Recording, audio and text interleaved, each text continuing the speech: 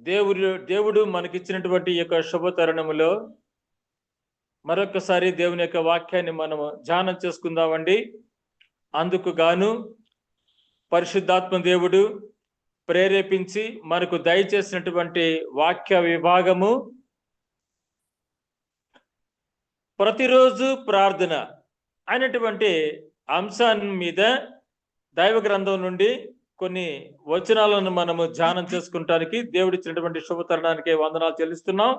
ఈ సమయమందు ప్రతిరోజు ప్రార్థన అనే వాక్య అంశం మీద అపోస్తల కార్యములు 3వ అధ్యాయము 1 నుండి 10 వచనాలు చదువుకుందామండి.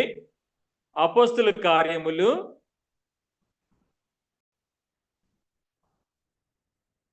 105వ పేజీ అండి.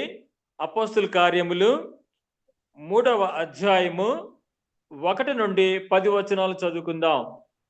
పగలు 3 గంటలకు ప్రార్థనా కాలమున పేతురును యోహానును దేవాలయమునకు ఎక్కి వెలుచుండగా పుట్టినది మొదలుకుని కుంటివాడైన ఒక మనుష్యుడు మోసికొని పోబడేచుండెను.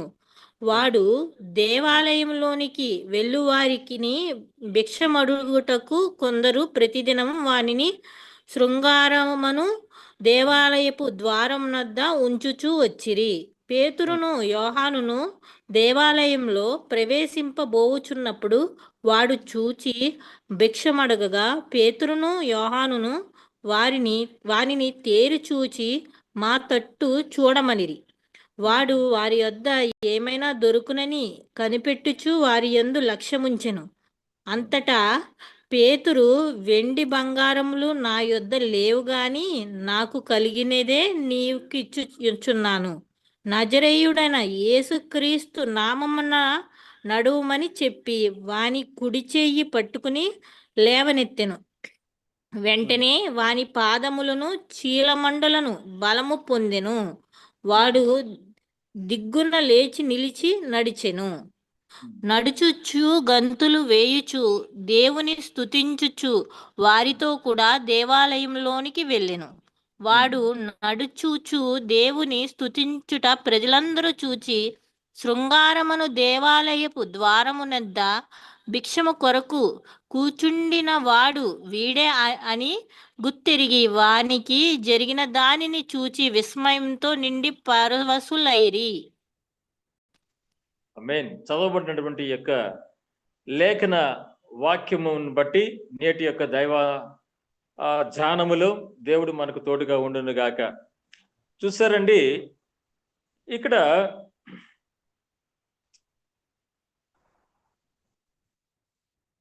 దైవజనులు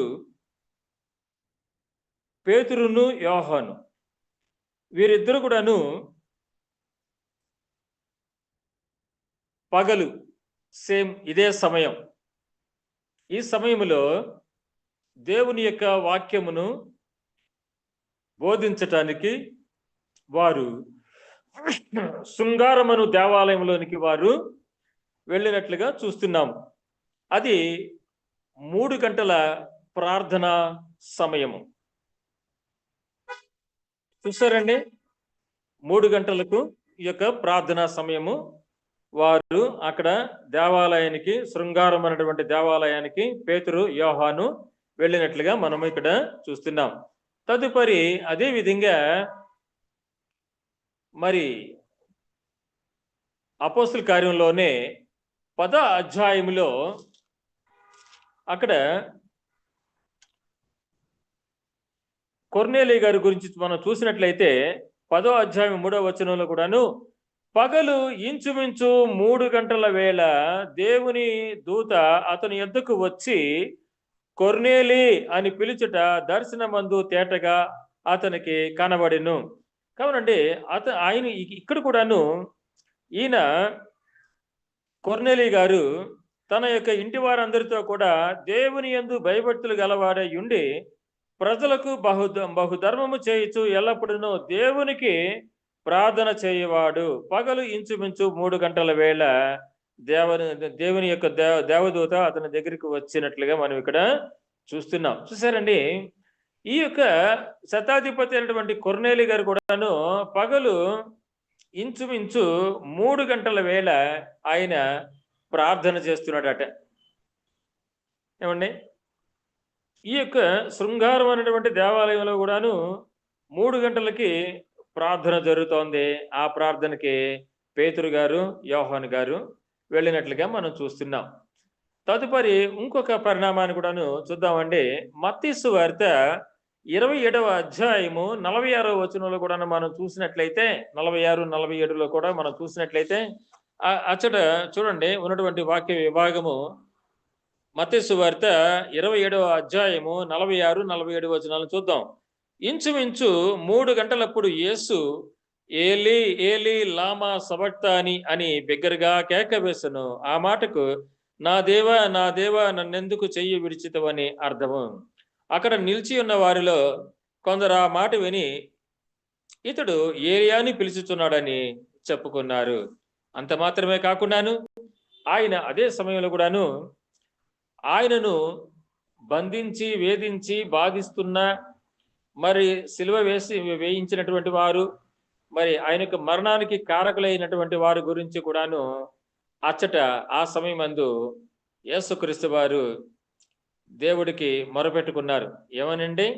తండ్రి, వీరేమి చేయుచున్నారు, వీరెరుగురు, కావున వీరిని క్షమించు, రక్షించు అని వారి కొరకు కూడాను యేసుక్రీస్తు వారు ప్రార్థన చేసినటువంటి సమయము అది. కావున ఈ యొక్క అపోస్తల కార్యంలో 3వ అధ్యాయంలో పేతురు, యోహాను ఆ యొక్క శృంగారం అనేటువంటి దేవాలయంలోనికి ప్రవేశించడాన్ని మనము చూసినట్లయితే అచ్చట ఉన్నటువంటి వాక్యంలో ఉన్నటువంటి ప్రాముఖ్యమైనటువంటి అంశాలను మనం చూసినట్లయితేనండి 1 నుండి 3 వచనాల్లో మనం చూసినట్లయితే అచ్చట ప్రతి దినము కూడాను అక్కడ ఆ శృంగారం అనేటువంటి దేవాలయంలో ప్రార్థన జరుగుతున్నట్టుగా మనము చూస్తున్నాము.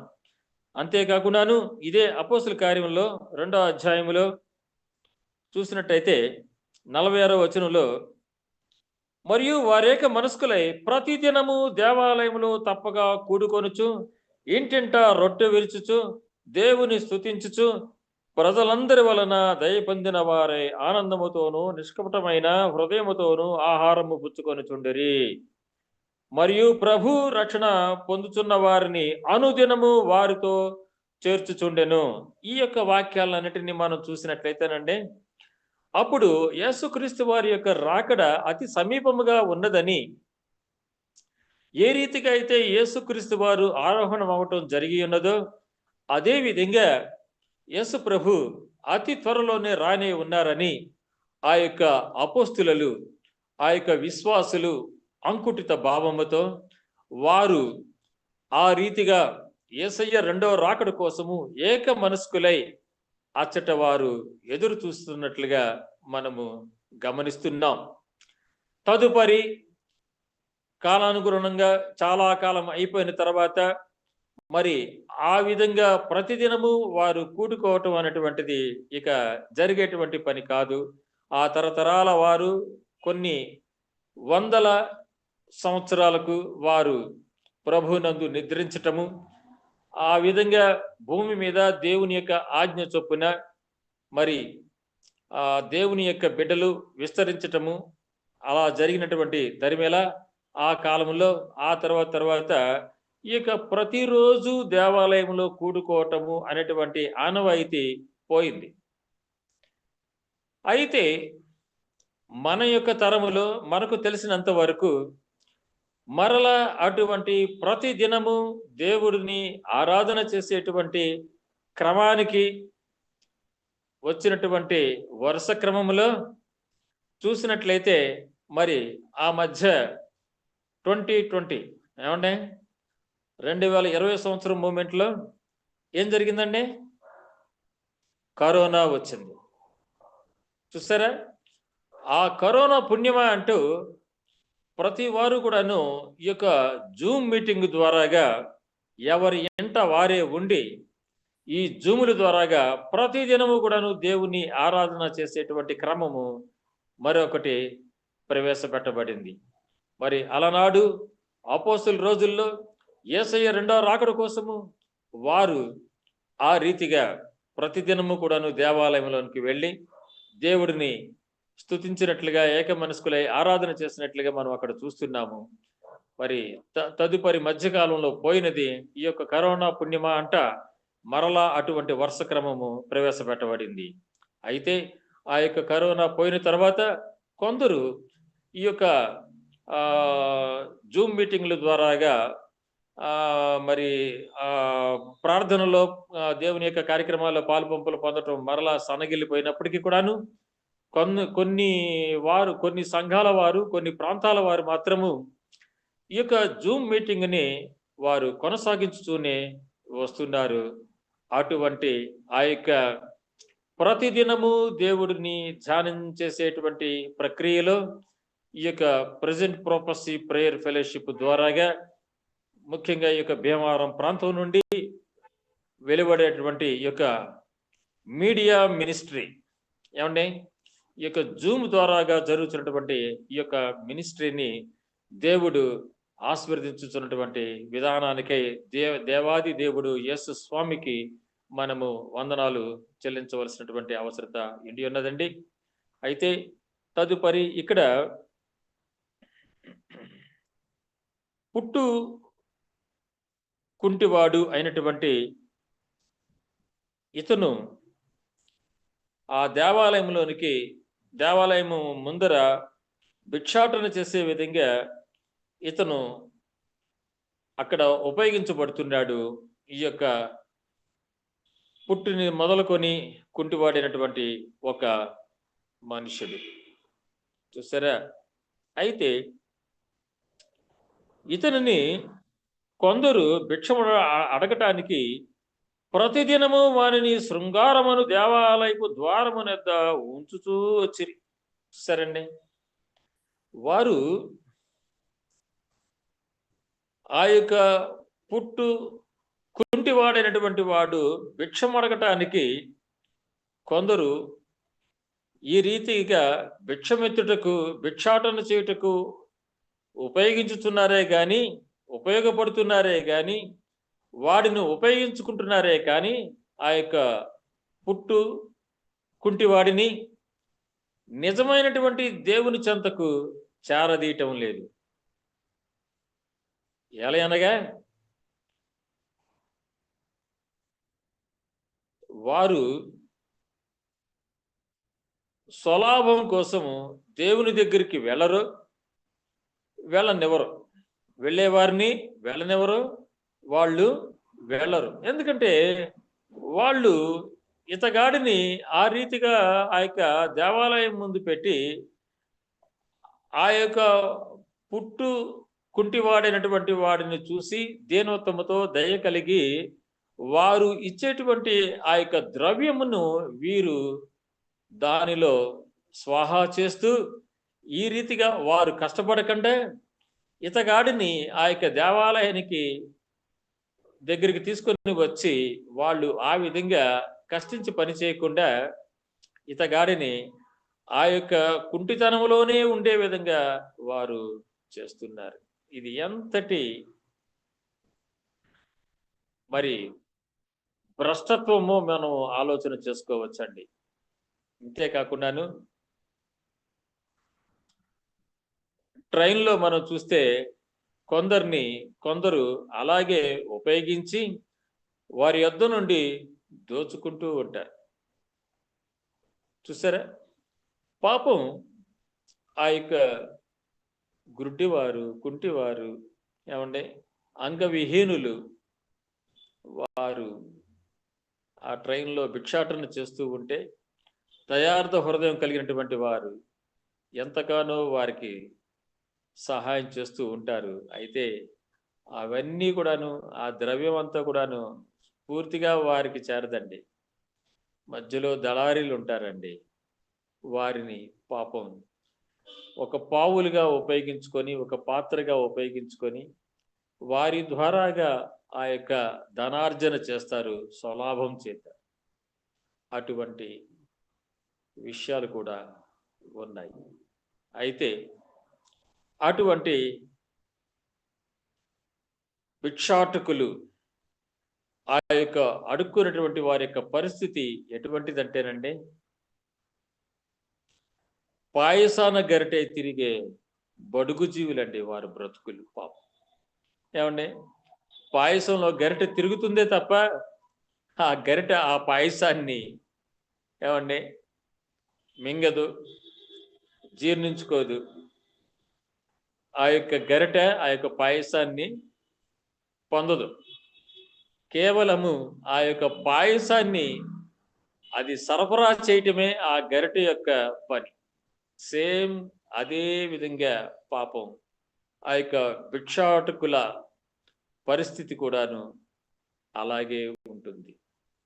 కావున మన యొక్క వాక్య విభాగంలో మనం చూసినట్లయితే అపోస్తుల కార్యములు 3వ అధ్యాయం 4వ వచనం, అక్కడ పేతురును యోహానును వానిని తేరి చూచి మా తట్టు చూడమనిరి. ఏమండి, ఈ పేతురు యోహాను ఏం చెప్పారండి? వాళ్ళ తట్టు చూడమన్నారు. వాళ్ళ తట్టు చూడమంటం అంటే ఏంటో తెలుసండి?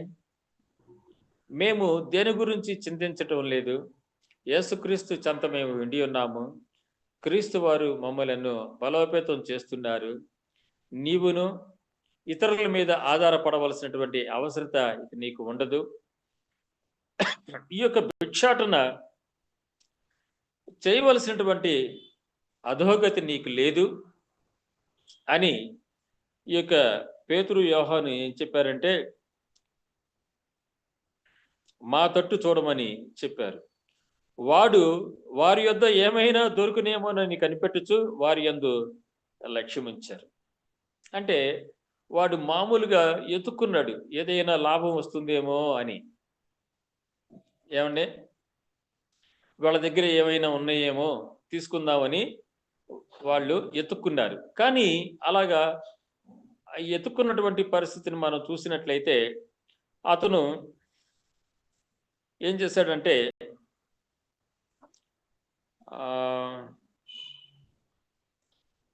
అప్పుడు వాళ్ళకి అక్కడ ఏం చెప్పారంటే, మా దగ్గర వెండి బంగారములు లేవునైనా మాకు కలిగినదే మీకు ఇస్తాము అని చెప్పారు. ఆ ఇచ్చేది ఏమిటయ్యా అంటే,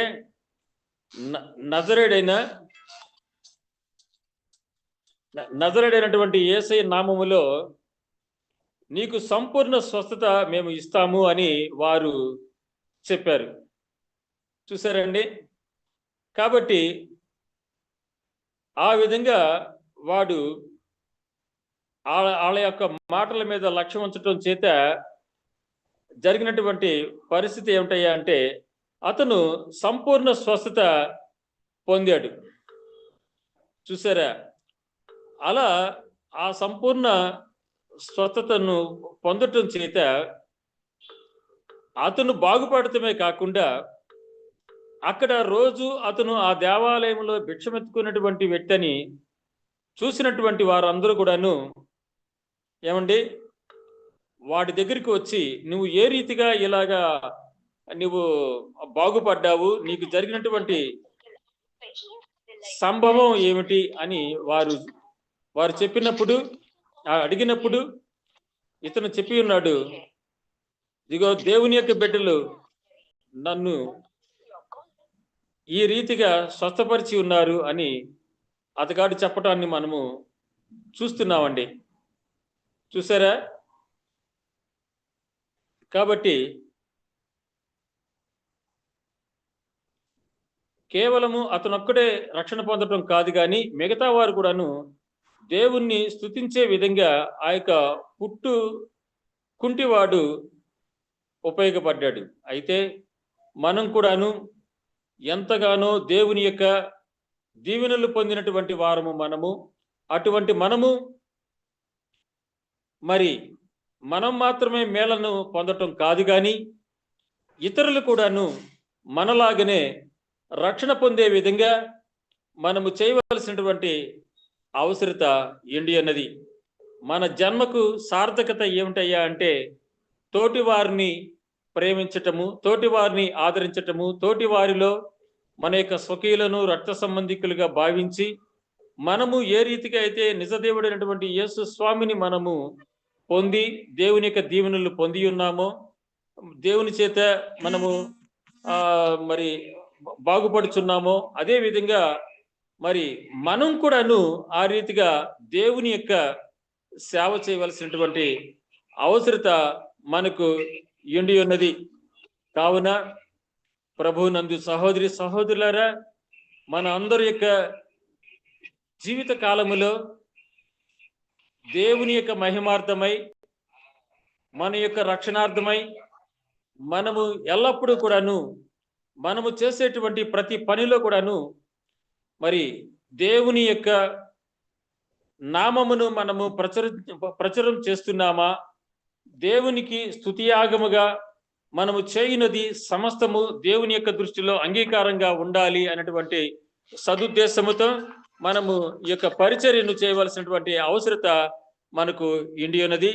ఆ రీతిగా ప్రతిరోజు మనము చేసేటువంటి ప్రార్థనలో దేవుని యొక్క కృపకు పాత్రులయ్యే విధంగాను ఈ యొక్క ప్రతిదినము ఈ యొక్క జూమ్ మీటింగ్ల ద్వారాగా అనేకులు మరి యేసు స్వామిని స్వకీయ రక్షకుడిగా అంగీకరించే విధంగా మన యొక్క కార్యక్రమాలన్నీ కూడాను సఫలీకృతం గావించబడలాగున దేవాది దేవుడు యేసు స్వామి మనలను సర్వదా కరుణించి కాచి కాపాడు.